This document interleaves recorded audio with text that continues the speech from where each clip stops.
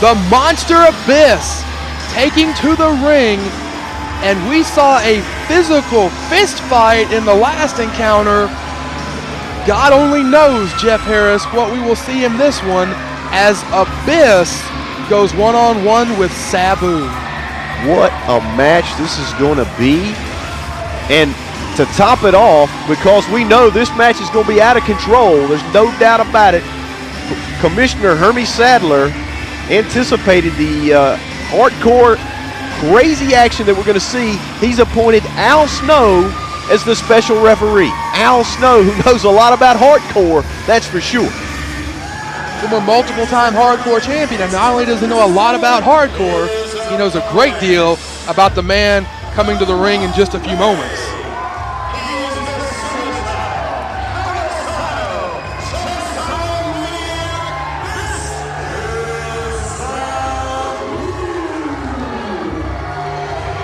Sabu in the ring to face Abyss with Al Snow as your special referee. This thing has the recipe for disaster.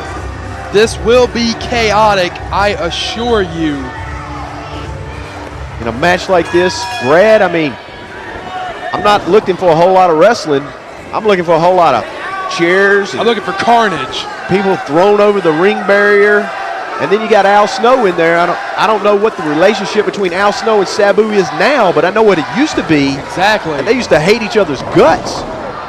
When Sabu was making a name for himself on the independent circuits in the Midwest in 1993, 94, and years earlier, one of his main rivals was Al Snow out of Ohio at the time. Before either man hit the major leagues of professional wrestling, they had some matches that are legendary to this day. And you've got to wonder what Snow's feelings towards Sabu are. Now, the 10 years have passed, almost 12, 13 years have passed, but do you ever really forget what this man did to you in those wars that Sabu and Al Snow tore up the Midwest with? Speaking of wars, Abyss is laying down the big bombs on Sabu right now. I mean, look at those big forearms just crushing him in the head and the back of the neck. It's leveled Sabu. Abyss is demented, and so much raw power, so much anger and frustration, and the only way that he knows how to vent is to get in the ring and hurt somebody where it's legal, and he doesn't have to worry about somebody locking him up.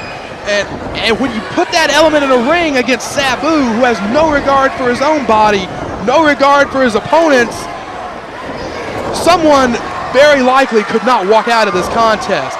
Sabu with a smart wrestling move, though, and takes the big man off his feet. I think that's the key ingredient of this match for Sabu. I don't know how his mind functions. I mean, like you said, he doesn't even care about his own body. You can look at it and see cuts, rips. I mean, he's a maniac. That's why he's called the Maniac. You know, the Maniac, the homicidal, suicidal, genocidal maniac. This is exactly what he is. But the key ingredient for him is to take Abyss down, take that size advantage, and put him down so he can drop his own form of bombs, those big leg drops. We know he employs chairs. He uses chairs more than, speaking of chairs, here he goes, already. Chairs into the ring.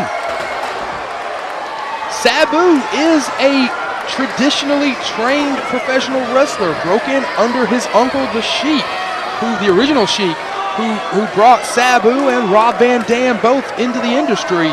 And so Sabu does know his way around a ring, and you almost have to wonder if maybe that would be the strategy to employ against Abyss.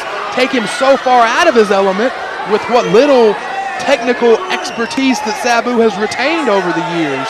I don't know if he's retained anything. As many shots as he's taken to the head, he's on the floor. That's not the place to be to go toe-to-toe with Abyss. Can even Sabu, though, out-brawl Abyss?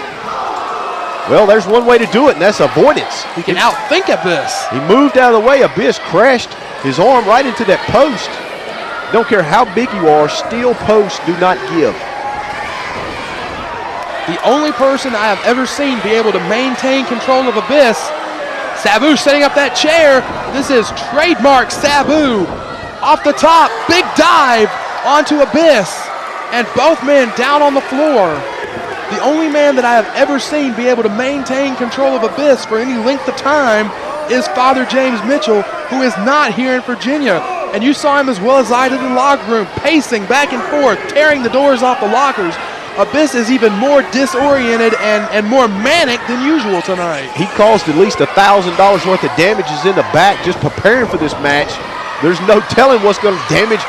He's got a chair in his hand. There's no telling what dollar damage he's getting ready to do with a metal chair.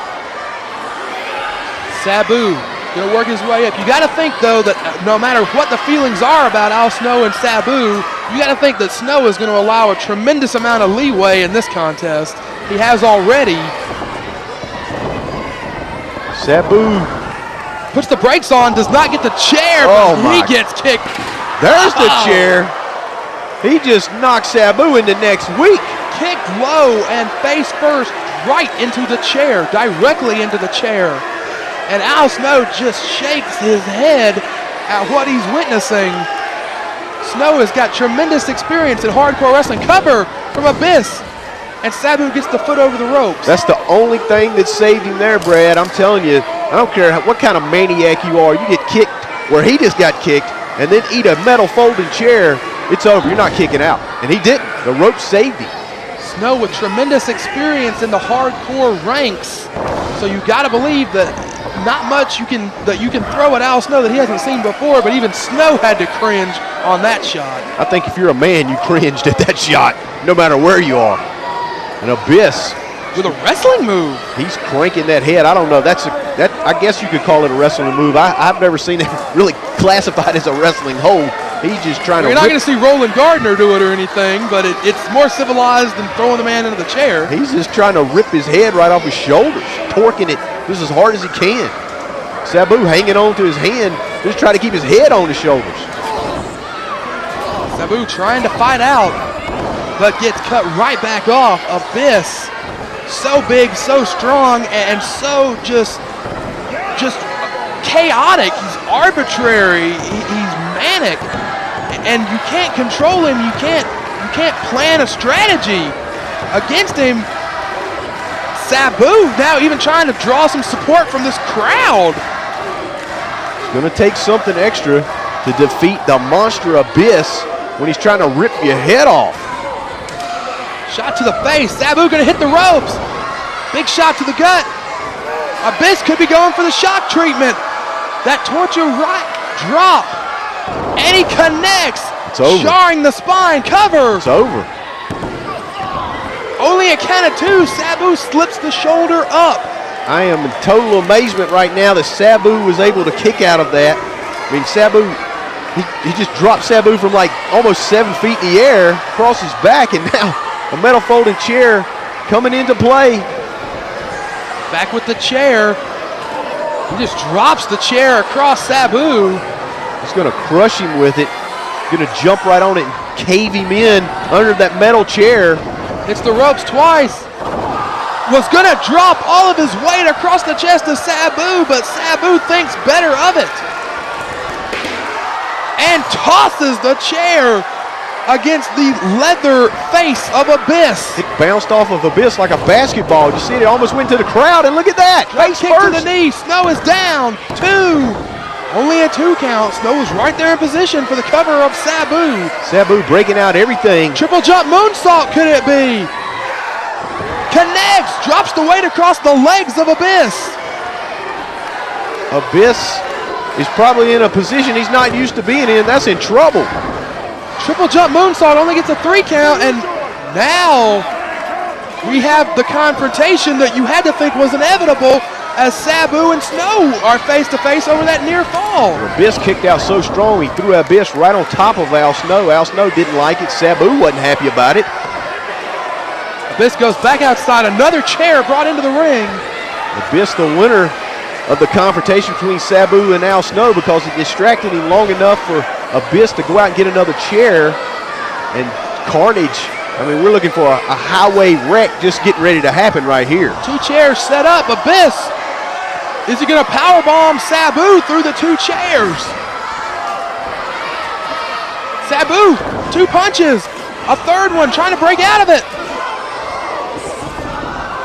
Falls off, and Snow, I think Snow got an elbow off that punch. Another chair shot from Sabu.